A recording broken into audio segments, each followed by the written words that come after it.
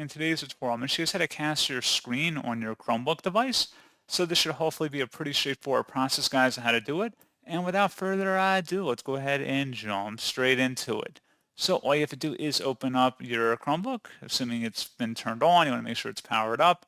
And then you want to go down to the bottom right and select inside of your system tray where your date and time settings are. Go ahead and select that. There should be an option that says Cast Screen. Go ahead and select that in there. And then you can go ahead and cast your screen from your device. You have to make sure your Chromecast is properly configured, which in my case it is not. And then from there, you would be able to see your different devices you can cast your screen to. And that's pretty much it. So as always, thank you guys for watching this brief tutorial. I do hope that was able to help you out, and I do look forward to catching you all in the next tutorial. Goodbye.